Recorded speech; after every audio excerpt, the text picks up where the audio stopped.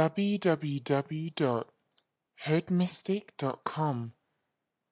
Leave your ego at the door. Peace, everyone. It's the Hood Mystic representing www.hoodmystic.com. Here to talk about a full moon in Sidereal Pisces. Astrologically, this is really an intense time. This full moon takes place October 13, 2019. All full moons deal with an opposition. All full moons deal with an illumination. This full moon is interesting because it T-squares the planet of transformation, Pluto. So this energy speaks to being wise. This energy speaks to being self-reflective. This energy speaks to really testing the boundaries, really testing the forms that have been placed before us. So I looked at this energy kabbalistically, esoterically, and came with a prescription, one could say, a remedy, a solution to if you are going through problems, where those problems might stem from, might root from, and then from those problems coming up with some solutions. So with all my content, I have a specific intention of this content being helpful and advisory. So if you do like this content, please feel free to share, subscribe to my channel, like this video, all of that good stuff to keep this thing going. I really appreciate your feedback. I really appreciate your participation, because these are the things that allow me to keep going, knowing that a lot of people are on the same page, and a lot of people are going in the right direction or different directions or the same directions, but overall growth and overall connection to the soul. Now, I've been beating this drum for a while now, and to see the fruits of beating that drum, to see the reverberations of beating that drum, and something about a snake shedding its skin or starting over or transforming. These are things that sound wonderful in theory, but the actual execution, the actual reality could be rather a scary thing. So in discussing this full moon, I just want to take a look at some problems and solutions, and maybe finding a link, and then talk about some mythology. And because the moon is at an auspicious place, it's in Pisces, but it's in the constellation of Cetus, actually. It's because the sky, it is not just a straight line. Sometimes the moon and planets delineate from paths, meaning that, of course, the trajectory is east and west, but sometimes the planets move north and south. So the southern aspect, or the southern delineation of the moon, falls within the constellation of Cetus during this full moon, more than it's even in Pisces. So we'll be taking a deep dive and a look into that and see what that means esoterically. So like I said, I hope this information really benefits you and you're able to grasp it. And even though, in doing the research, some of these things can be like really far-fetched, and so I have to really sit with it to really bring it into some understanding. But hopefully, I think I did. So let's just try this thing out. Kythus. It is a large fish or whale-like sea monster from Greek mythology. It's the sea monsters that both Perseus and Heracles each killed during one of their adventures. In Perseus' story, the Kythus was a sea monster summoned by Poseidon to destroy the shores of Ethiopia because of rage. Rather than laughing at the absurdity of Cassiopeia's statement that her daughter Andromeda was more beautiful than the Nereids. The Nereids are sea nymphs. They are beautiful, kind creatures, and their most prominent job was like a personal assistant or Poseidon's maid. Not to mention, his wife is also a Nereid. Anyways, with the creature slowly making its way to the shore, Cassiopeia, in panic, asked an oracle on what to do. The oracle said that Andromeda, who was also a victim here, had to be sacrificed to Kythus to stop the destruction of their kingdom. Because of that, Andromeda got chained naked to a rock on the shore as sacrifice, where Perseus saw her. He must have thought she was worth the save and slew the monster, then asked her to marry him. A man of action. Well, the story with Heracles is mostly similar. There's Poseidon being mad and summoned a sea monster, a princess was to be sacrificed tied to a rock, and Heracles saved the princess because he can. Though he didn't marry her in the end, so almost a similar story. So like I said, the moon's position will be aligned with Pisces as well as the constellation of Cetus. And Cetus is known as the sea monster in Greek mythology. And throughout all mythologies, whether we're talking about Hindu, Greek, Egyptian, Native American, there is a mythology of a sea monster that rules the lakes, even to the idea of the Loch Ness monster. Now, in mythology, well, not even mythology, in lore, these sea monsters are brutal, monstrous creatures that you don't want to mess with.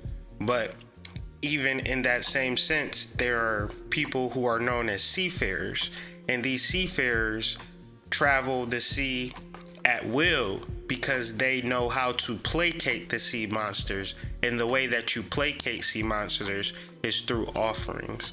So it might seem a little far-fetched to connect with the water sources and to connect to different land sources even when it comes to traveling and things of that nature. So when you do travel, it is best to make offerings so you do have a safe trip, because certain things like travel, especially like a lake or an ocean, you are very, very vulnerable because you're literally surrounded by water. And so that in that vulnerable state, maybe it's just human nature to be superstitious, to view these hurricanes, typhoons, tsunamis as personifications, and how to deal with these nature personifications. So within astrology, the planet of Cetus it picks up all of the vibrations of the surrounding energy, and the energy that surrounds Cetus is Aquarius, Pisces, and Aries. So in this full moon context, the moon being placed in this particular space, it is taking energy from Aquarius, it is taking energy from Pisces, it is taking energy from Cetus as more of a culmination to this moon cycle. Now, a moon cycle is 13 months over a period, and it touches each and every constellation, and it's concluded in Pisces, it's concluded in Cetus. So as we make our new journey into Aries, the overall idea is to placate the guardian or the gatekeeper that sits on the border between Pisces and Aries, and this is signified or personified as Cetus. So it's not necessarily a dangerous time if you know how to utilize particular energies and particular spirits, and understand that in order to move through life, there has to be some level of protection. So if you live in an imperfect world, you need to learn how to deal with deities that aren't so beautiful and so magnanimous or auspicious all the time. Not to say that those deities are bad, but having a certain balance of understanding the quote-unquote monsters. Even more so, in Hindu mythology, we have the goddess of Lakshmi, the goddess of wealth, which we'll be talking about in this actual reading, the energy that sits over this full moon. In my opinion, she is sitting on a Makara, and a Makara is a sea beast, and she's actually grabbing the tongue of the Makara. So to grab the tongue of the Makara is saying that she is in full control of this beast. So as a symbol of transformation, this represents the previous culmination of energy that will induce a new state of prosperity. If we are building, at the beginning parts of the building, it looks chaotic, it looks messed up, but if we keep working, we keep building, sooner or later, we have a refined, state-of-the-art building. So are we focusing on the mess that it looks like, or are we focusing on the creation that we are working towards creating? In Native American lore, centered in the Great Lakes, there's a sea monster by the name of Mishipishu, which protected the copper mines in southern Canada, northern Michigan, and the like. Between Lake Michigan, Chicago to Canada, there's Lake Michigan, and a lot of people would go back and forth between that area in ancient times. So in order, even to this day, if you just Google Lake Michigan, you'll see stories of how the currents of Lake Michigan will take you. It's very merciless. Many people, year after year, get swept up by this lake. And this is signified in ancient times as Mishipisu. And so where we may be mindless of the particular energy and knowing how to placate certain energies, we just go into the water trying to fish or trying to have a good day, and then you get wiped up because you just don't know. So ignorance can be a major fault with this full moon. The cyclical nature could be a major fault during this full moon. Understanding how to give offerings to the higher self, how to give offerings to the God within to make it through that next phase or to that next plan is what this energy is speaking to. Or how being caught in particular fears can lead to even more misfortune because that's what you're focusing on. So in this process of laying out the problem, we could speak to the solution, which could be found in the goddess Lakshmi, which could be found in the Makara or the sea monster. So let's just continue to talk about it. So the moon lying in the third decan of Pisces represents the ultimate culmination, the ultimate self-reflection, internalizing. Kabbalistically, this represents our pineal gland and the feminine receptive principle of that particular gland. So in this space, we have unlimited energy and the possibilities are endless because we are projecting our future. In this space, we are easily scared of the future because we do not know what to expect. So this is why self-reflecting and internalizing of the third decan of Pisces is so important, because it allows us to connect to our power source. And this is very much important. Spirituality is the animation of life. You know, there are many things that are happening that we may not be privy to, but there are many problems that we may be experiencing that we don't necessarily feel, because spirituality is a great healer and a great equalizer. So there is no real limit. There is no real block when we deal with spirit, but we have to have the space and time to be internal.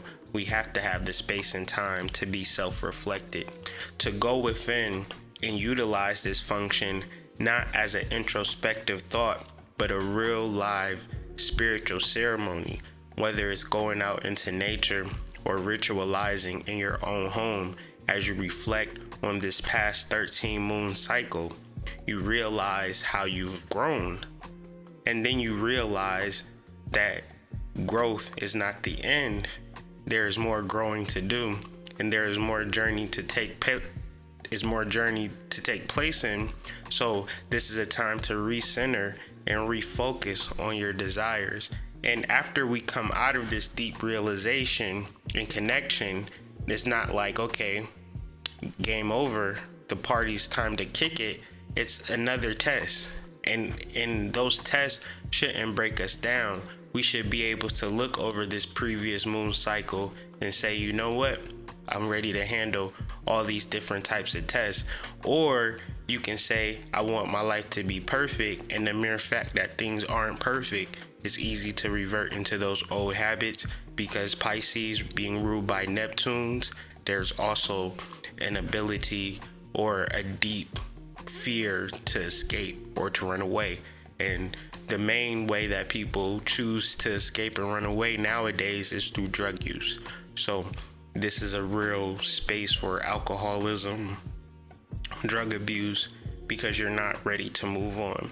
You know, if we are really seeking to move on energetically, I would really suggest to research and channel the energy of Lakshmi, the goddess of prosperity, and seek the different ways to connect with the goddess so you can empower wealth and prosperity through this next moon cycle.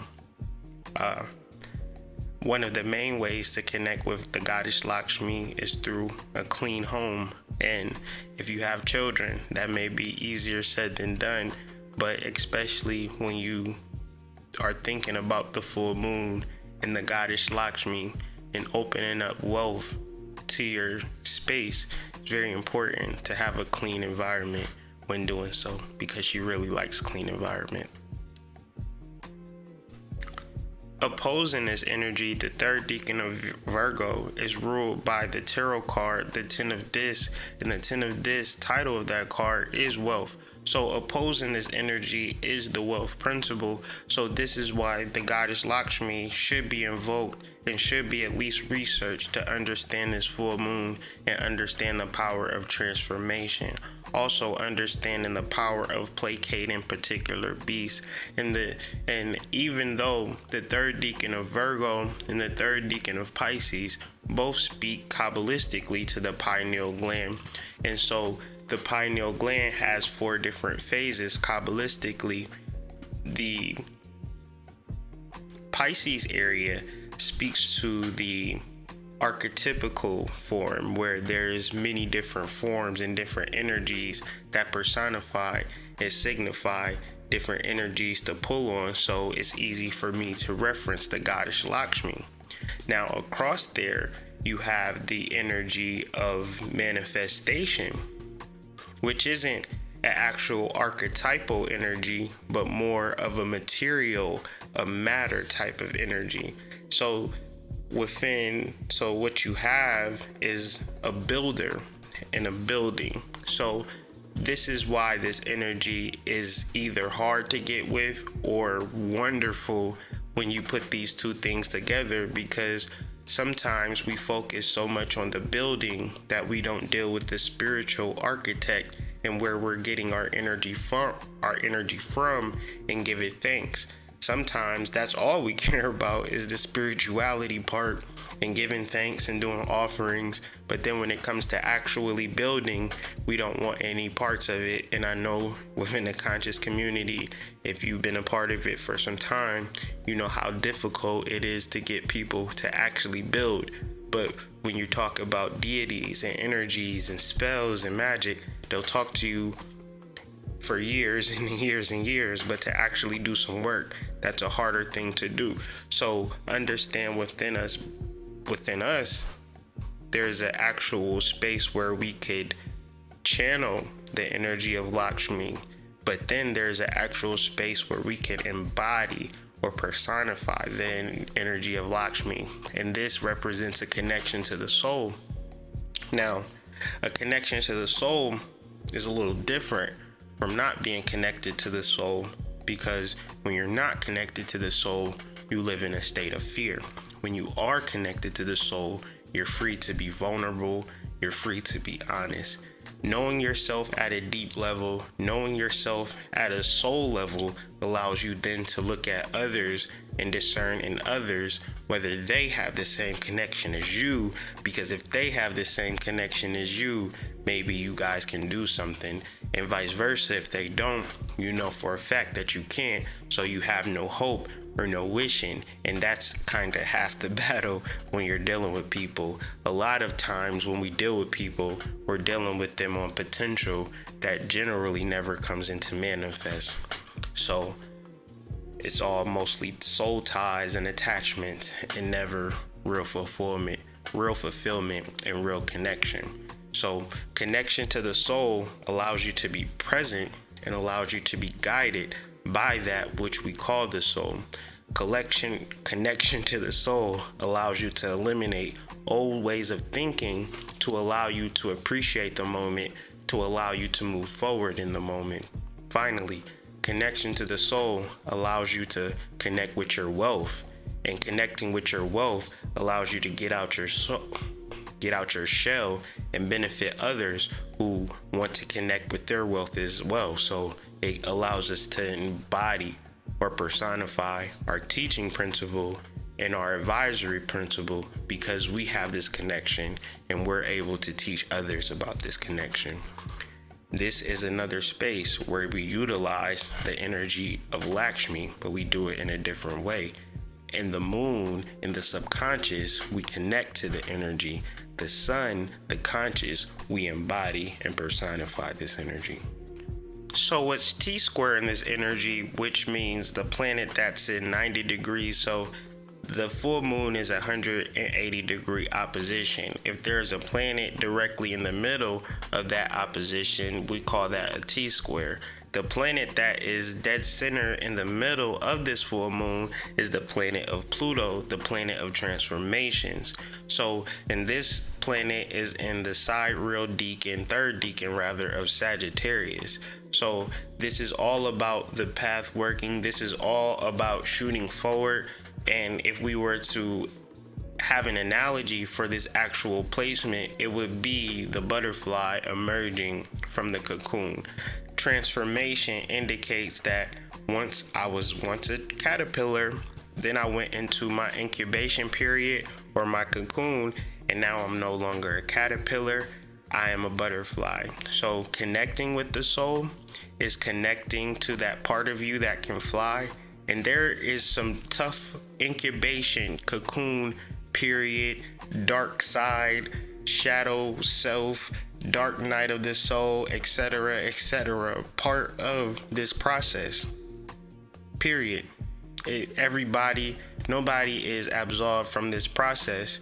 Even more so, in ancient Greek, the word for butterfly is psyche, and that word is translated to soul, meaning that you can be in different states of awareness and live within that world.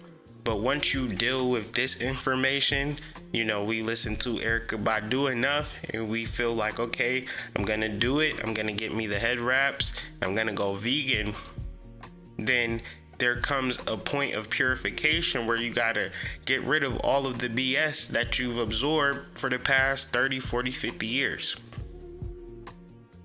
So in accepting conscious information, cool.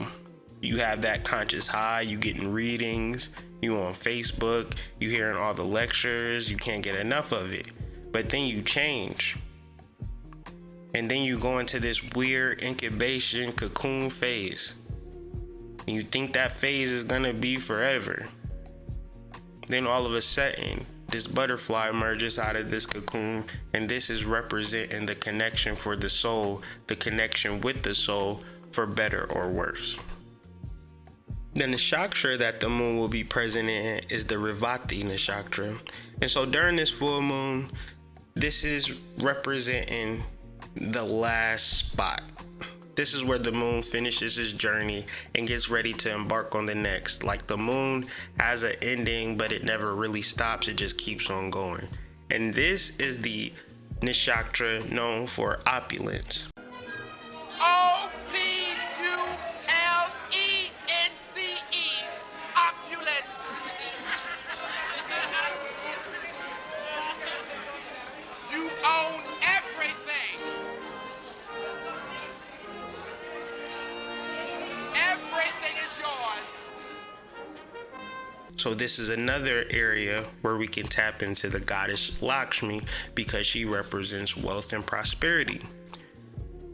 I have this quote that references the law of opulence, if you do not know the law of opulence, and I'll just read it and then I'll explain a little further. If you have no possessions, then it is because you have not used the law of opulence for your own benefit. It is a well-known fact in occultism that everyone has now just what he deserves, and this is as true relative to opulence as it is to spiritual and mental qualities. Ask and you shall receive. If you're dealing with particular areas of lack, whether it's love, emotional, mental, physical, is because you are asking for that. That's that's a tough thing to deal with. Because when you take this conscious path, this is likened to sovereignty. And sovereignty is likened to responsibility. So wanting people to help you, wanting your hand held, does not speak to this path. Occultism is found within yourself. It is hidden within you, and it's up to you to uncover it. And when you are crafting and creating your life, you want to have root understandings: happiness, joy, love, prosperity, wealth. And sometimes you have to be shown what those things aren't, so when you finally do get it, you appreciate it. Ravati's main goal is to ensure a safe journey ahead. This nakshatra is ruled by Pushan, the lord of cattle and the lord of paths. Cattle in this context represent nourishment for many, and nourishment represents energy that we all need to finish our paths. So through leading, protection, and connection, we can move through our new pastures assuredly and safely. The card of the month is the Ten of Cups. Now, so many of us get caught in the Nine of Cups as an energetic psychic loop, and very few of us reach the level of the Ten of Cups. If you look at the Rider-Waite deck, you see a family, a man, a woman, and children overlooking a rainbow over them, and it's representing this definite, assured happiness. But the reality is that very few of us reach this level of happiness, and when we do reach it, it is short-lived. And there is no particular situation, lifestyle, environment, home situation that is even designed to fulfill you long-term forever. All situations, all places, all environments are temporary. So when we seek for fulfillment and we are seeking for long-term, looking into the future for that, we lose track of the energy necessary for us to create. Because we create now within the moment. And if we are looking forward to a time where we can begin to act, that time will never come. So sometimes, most of the times, damn near all the times, people spend their lifetimes being shopaholics. They work very hard just to shop a lot. They help no one. They advise nobody. And they take care of their children because they feel obligated to. But if they didn't feel obligated to, who's to say if they would even take care of their children? So, in understanding that your life is yours and it's not based upon this finite moment of actual happiness and bliss, and even if you have that, you can't stay in that space forever. There is a cycle to life. And so therefore, in the realms of relationships, if you are at a space where you lost pleasure, if the relationship no longer brings you the things that it needs for you to be fulfilled and happy, it's very important to move away from it and start a new cycle. It's not that you weren't happy. It's not that the relationship wasn't fulfilling for when it was. It's just that the cycle is now over and a new cycle must begin. The Ten of Cups means satiety, which means full. And once something is full, it can't become fuller.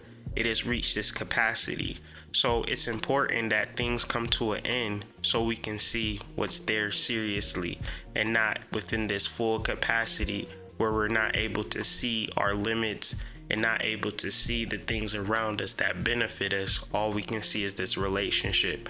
And that's where it gets to be a full problem. So alleviating that problem, allowing yourself to look in the new beginnings, and maybe your partner is a part of that new beginning, maybe your partner isn't. But it's very important to understand that your future is your future and you're crafting it is your crafting it. Channel the energy of the goddess Lakshmi.